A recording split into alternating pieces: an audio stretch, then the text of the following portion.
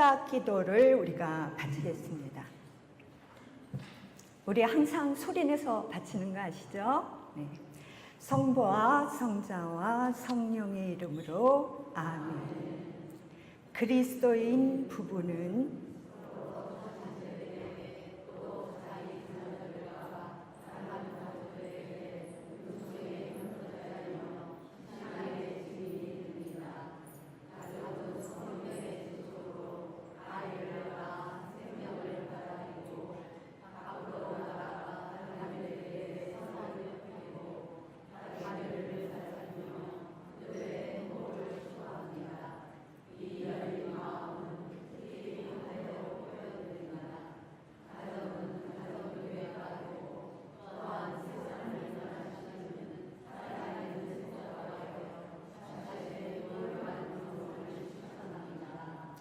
도우미신 마리아님,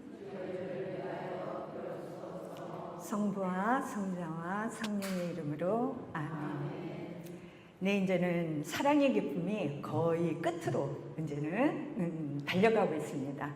오늘은 사랑의 기쁨 제7장 자녀 교육의 강화에 나오는 자녀의 윤리교육과 훈육의 긍정적 가치, 그리고 인내가 필요한 현실, 성교육, 신앙의 전수 등 교육의 자리로서 가정생활을 한번 살펴보겠습니다.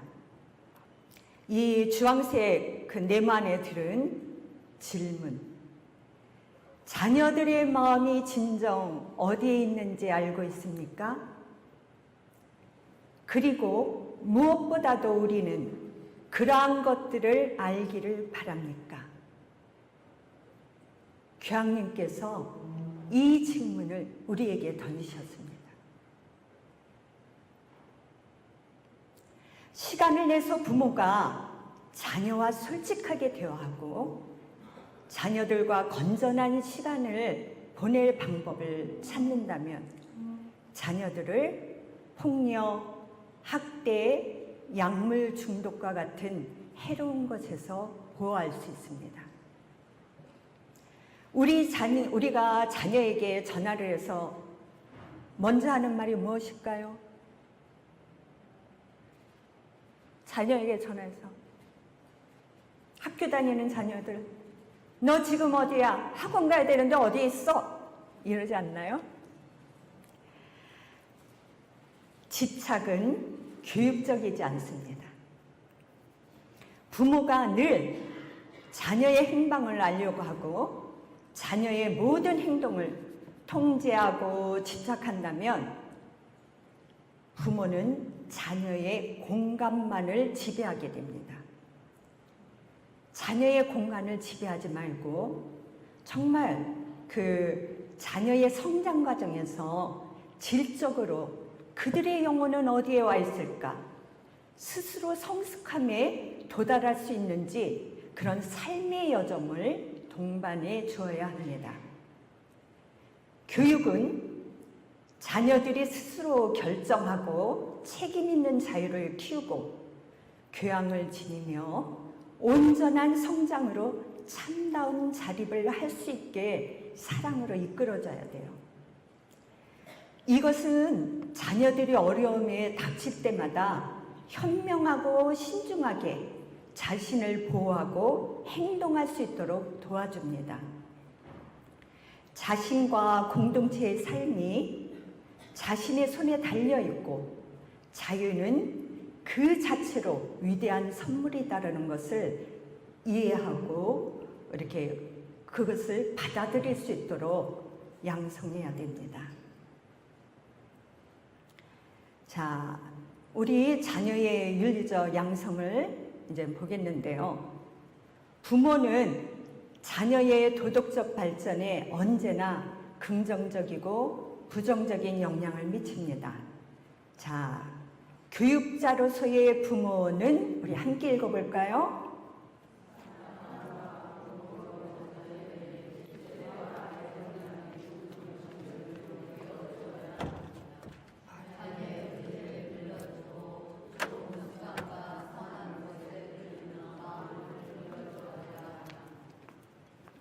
교육자로서의 부모는 사랑과 본보기로 자기 자녀에게 신뢰와 애정 담긴 존경심을 일깨워줄 책임이 있다. 이렇게 했습니다. 한 사람의 정서적이고 윤리적인 발전을 위해서는 자녀가 자신의 부모를 신뢰하고 믿어야 합니다. 1840년경 그 돈보스코는 감옥에 있는 많은 어린이들이 자기들이 받는 벌보다는 자기들이 버림받고 배려를 받지 못했다는 사실을 더 가슴 아파한다는 사실을 아셨어요. 그래서 공동체 안에서 돈보스코는 나쁜 행동을 한 청소년들에게 시선을 주지 않으셨습니다. 이러한 정서적인 부재는 자녀에게 나쁜 행동에 대한 그 어떠한 꾸짖음보다도 더 깊은 상처를 남기게 됩니다. 하지만 자녀가 자기 부모만을 믿을 수 있다고 느끼면 적절한 이 사회 생활에 대한 그런 습득을 배우지도 못하고 정서적 성숙에 방해가 됩니다. 부모는 자녀의 의지를 길러주고 좋은 습관과 선한 것에 끌리는 마음을 길러줄 책임이 있습니다. 사회에 적응하려는 열망, 규범에 따라 옳게 살기 위해 즉각적인 그런 만족을 포기하는 습관은 더 높은 가치를 향하게 합니다. 자, 도덕적 교육 한번 보겠습니다. 도덕적 교육은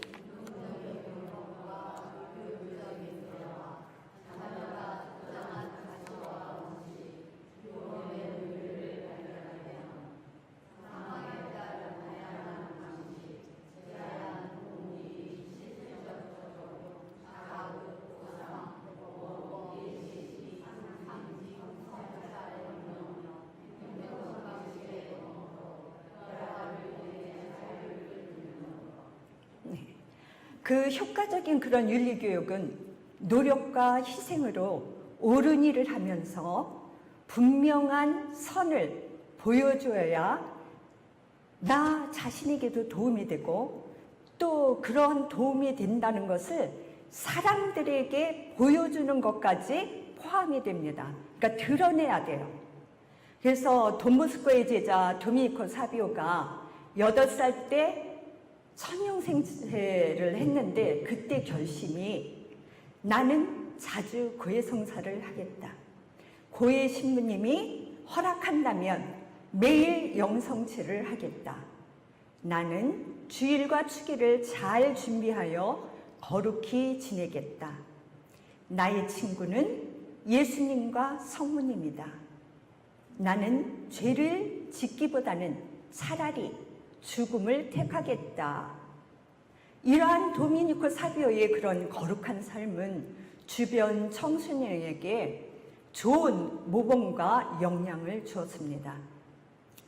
그리고 습관을 잘 기를 필요가 있습니다.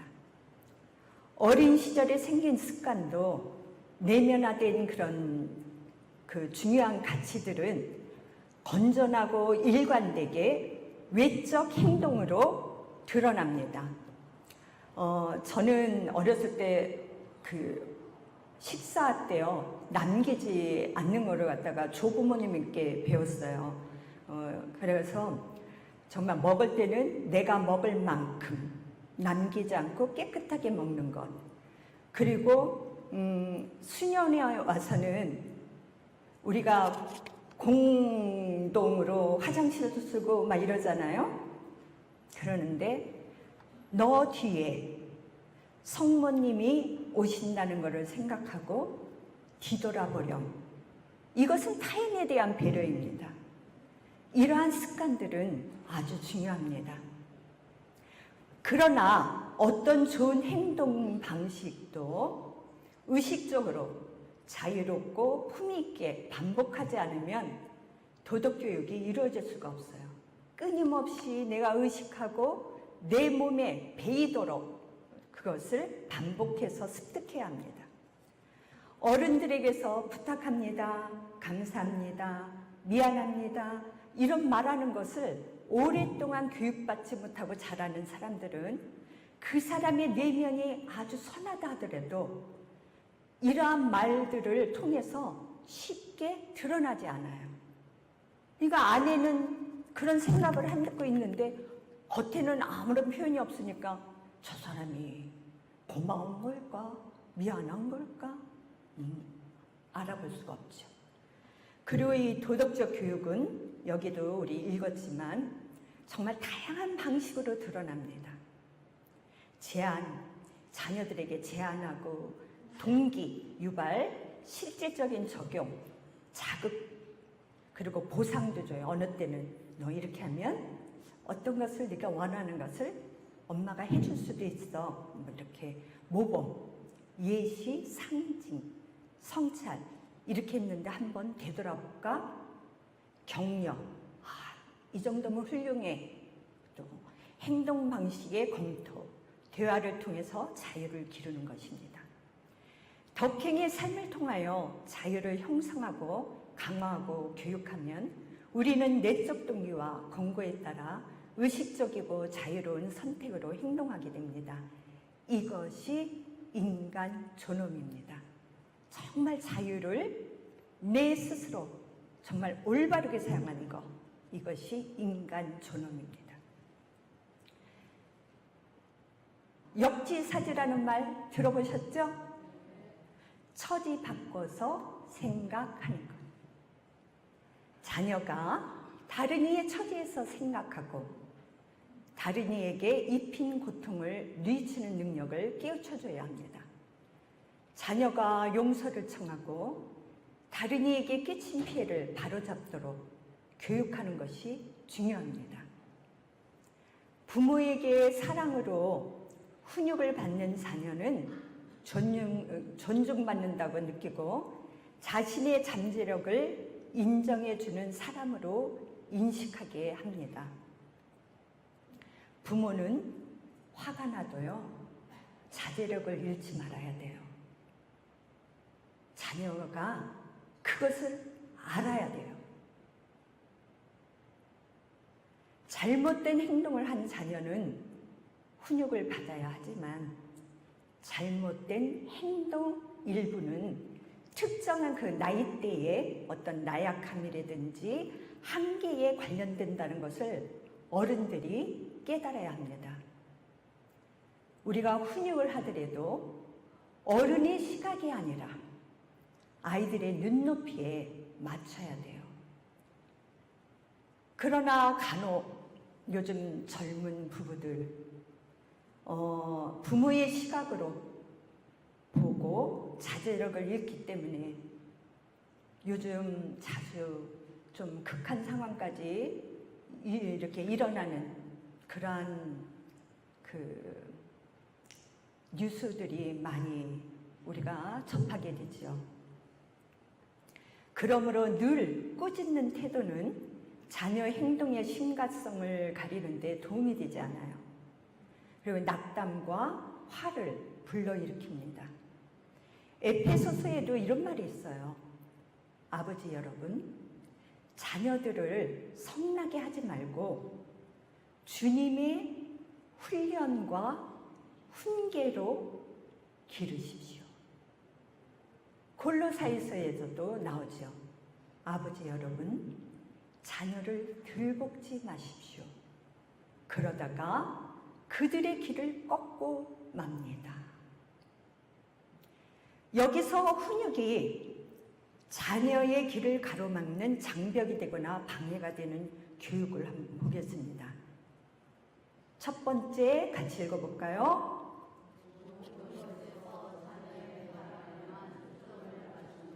네, 이럴 때 자녀는 어떻게 돼요? 자신의 책임보다는 권리만을 생각하고 성장하게 됩니다. 자기만 아는 아주 대단한 이기주의자가 되죠. 두 번째,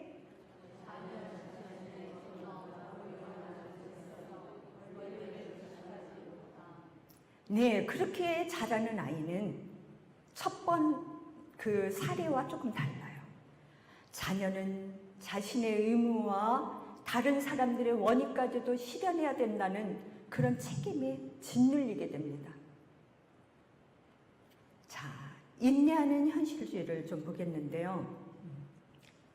어때요? 부모님 되니까 자녀 교육은 갈수록 어렵지요? 품 안의 자식이라는 말처럼 자녀가 어릴 때는 부모의 생각대로 움직이지만 청소년들이 자아 형성 과정을 거치면서 자기들의 세계에 부모가 통제하는 것을 싫어하게 됩니다.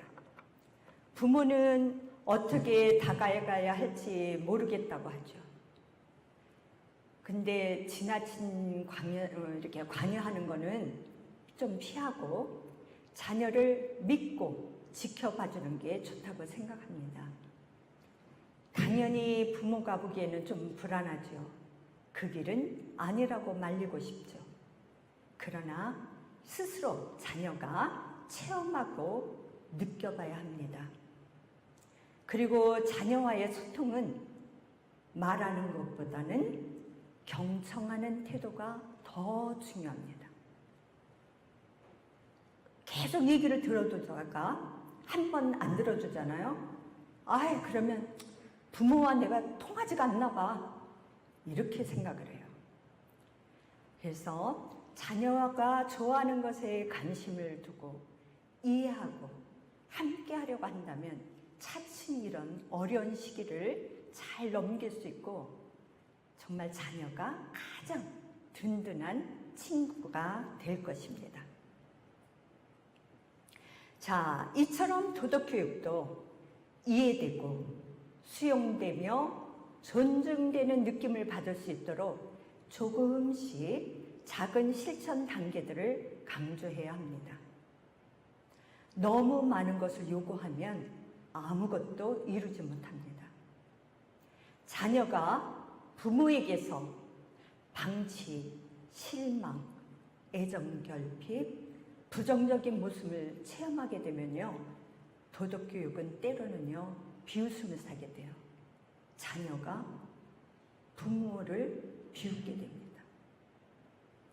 하지만 청소년들의 거부는 자신의 부정적인 경험과 관련되어 있어서 그들의 상처받은 그 내면을 치유한 후에 다른 이들과 사회를 이해하고 화해를 이루도록 도움을 주어야 합니다. 그리고 자녀에게 가치관을 제시할 때 자녀의 나이와 현실적인 능력을 고려하여 다양한 방법으로 점진적으로 진행하여야 합니다. 특히 자유에는요, 지도와 격려가 필요해요. 자발적인 행동과 자유로운 행동은 늘 올바로 구분되지 못합니다. 어떤 사람은 강력한 욕망에 따라 악하고 해로운 것을 추구할 수 있어요.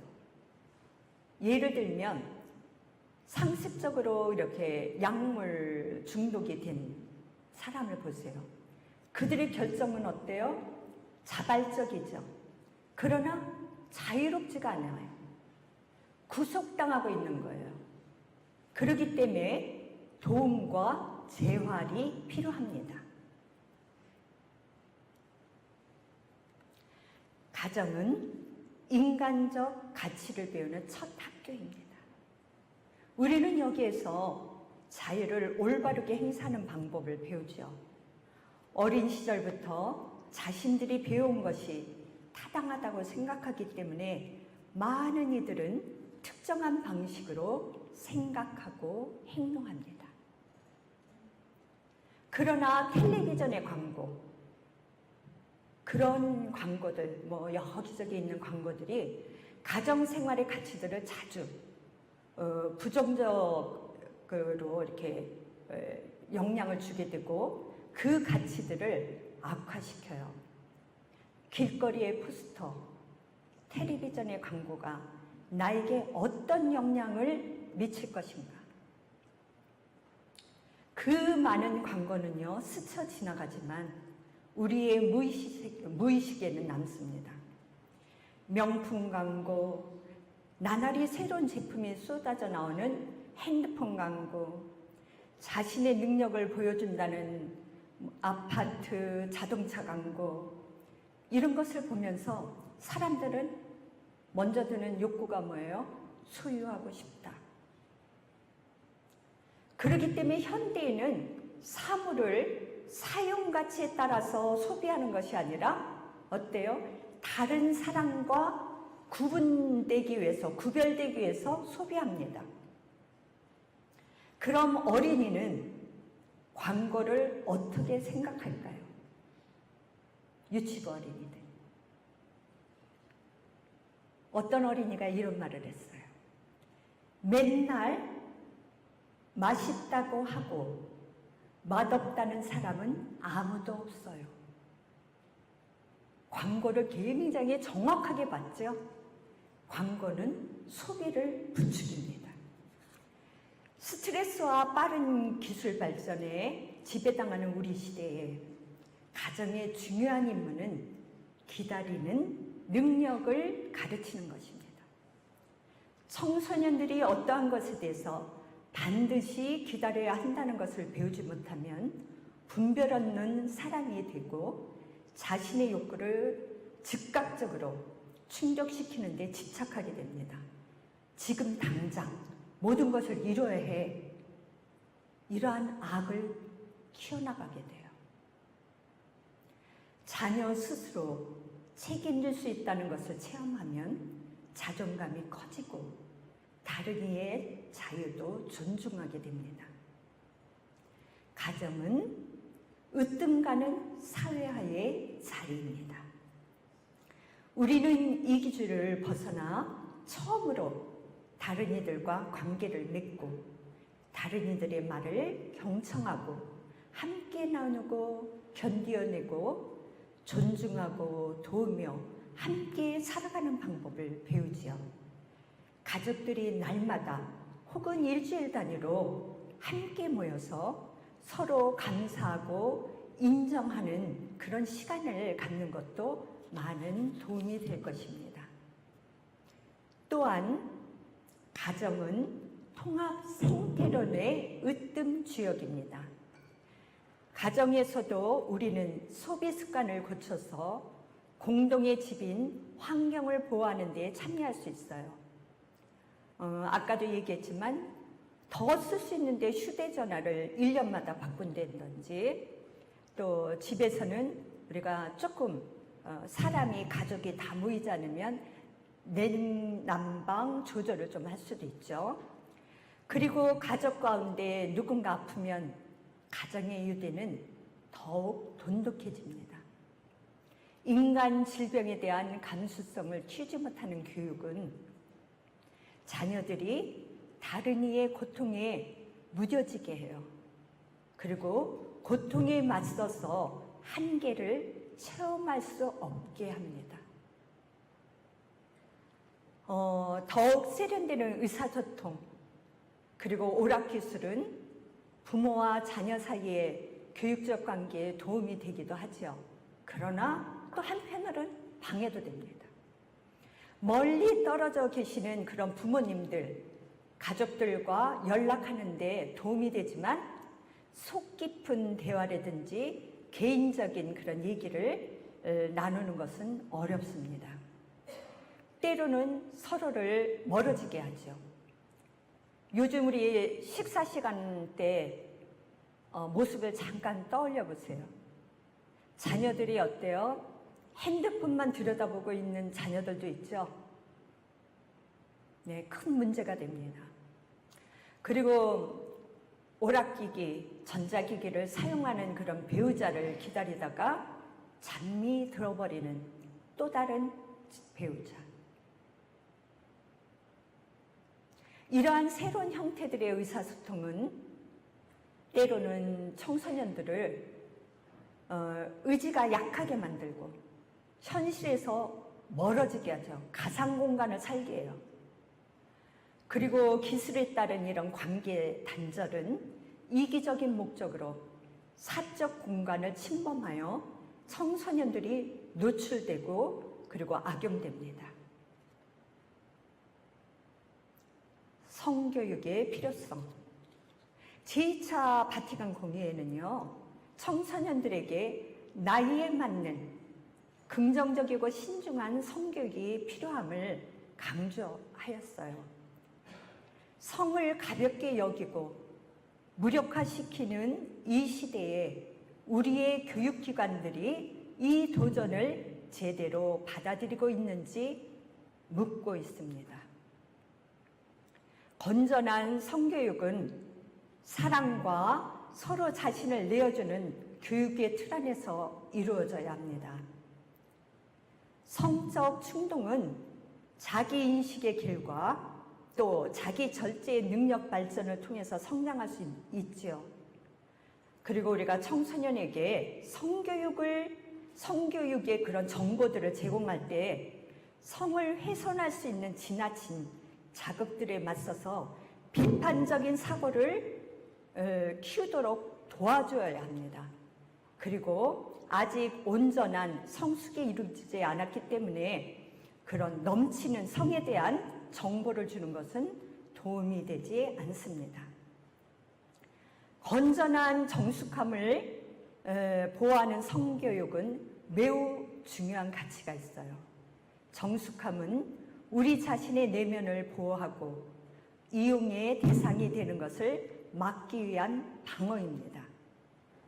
정숙함이 없으면 사랑과 성은 성행위에 대한 집착과 더불어 우리의 사랑 능력을 왜곡시키고 다른 이를 비인간적으로 대하거나 다양한 형태의 성폭력으로 떨어지게 합니다.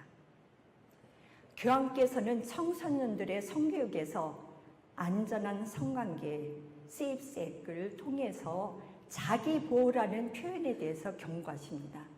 이것은 임신만 안 하면 돼. 그러나 관계는 임신만 안 하고 할 수 있어. 뭐 이런 거. 그래서 이 표현은 성관계의 자연스러운 목적인 출산에 대한 부정적인 태도를 이렇게 갖게 합니다. 그러므로 그들에게 다양한 사랑의 표현, 상호배려, 존중 담긴 온유함, 풍부한 의미가 있는 의사소통의 방법을 가르쳐줘야 합니다.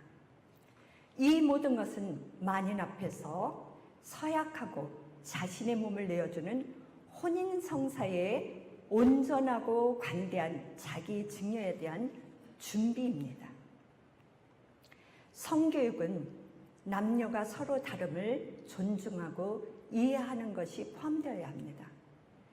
자신의 몸을 마음대로 다룰 수 있다는 생각은 우리가 모르는 사이에 피조물을 마음대로 다룰 수 있다는 생각으로 바뀌게 됩니다.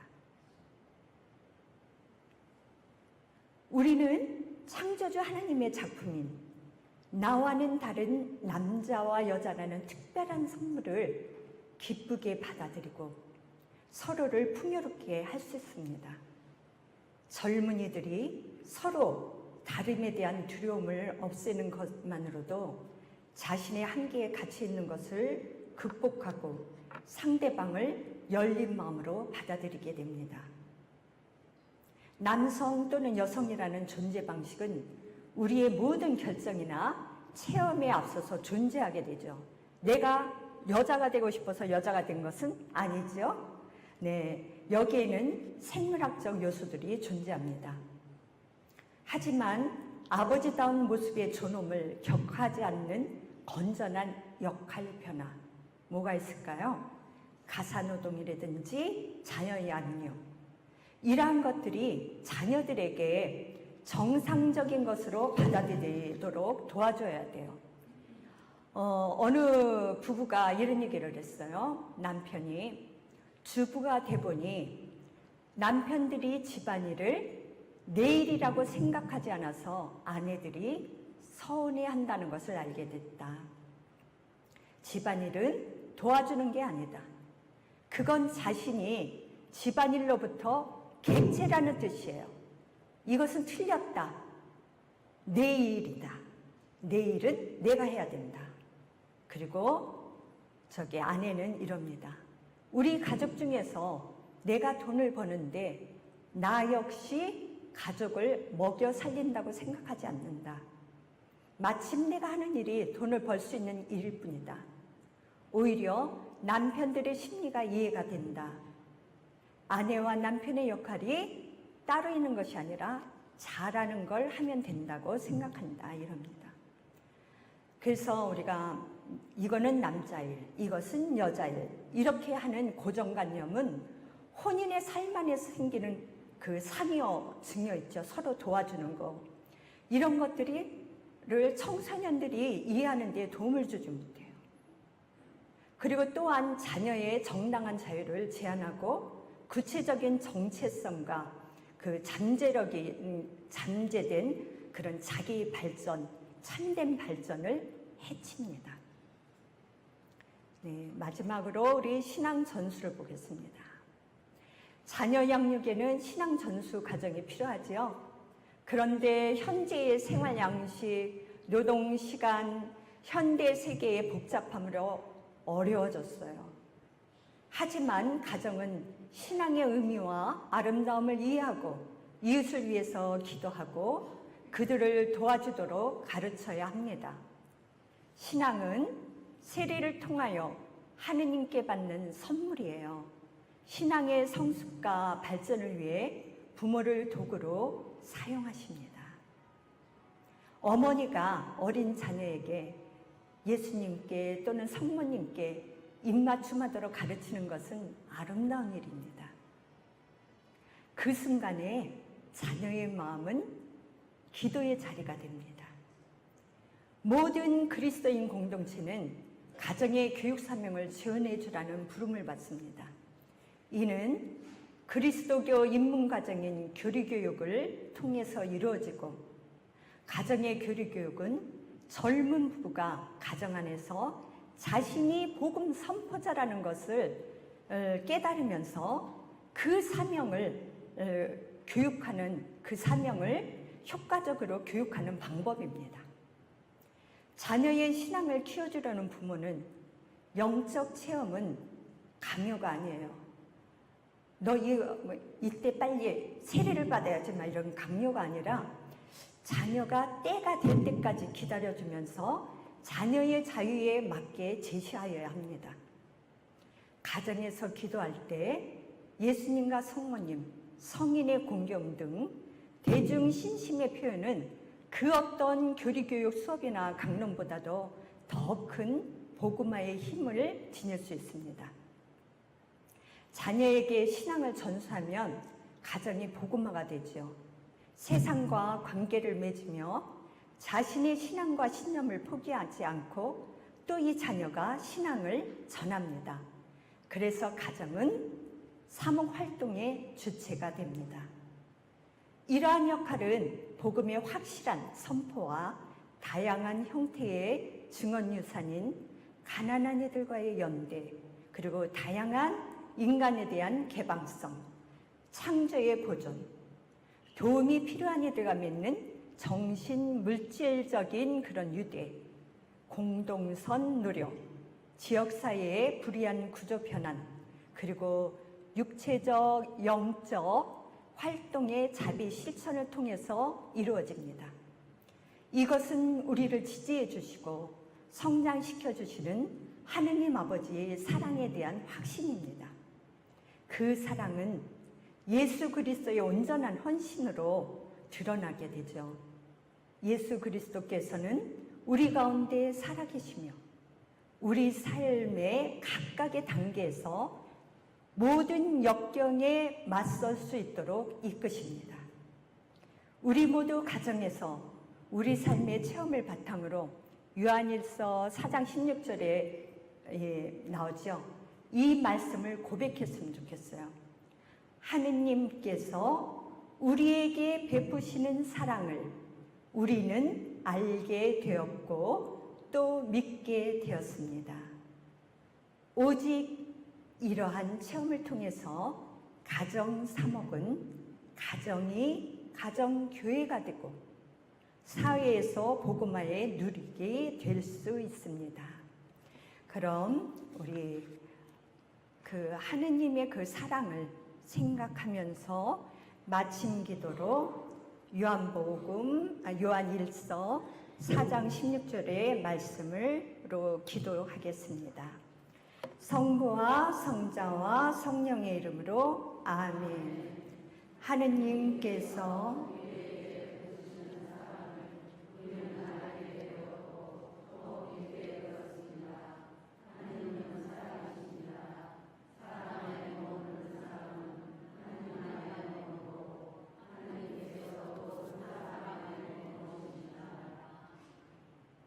영광이 성부와 성자와 성령께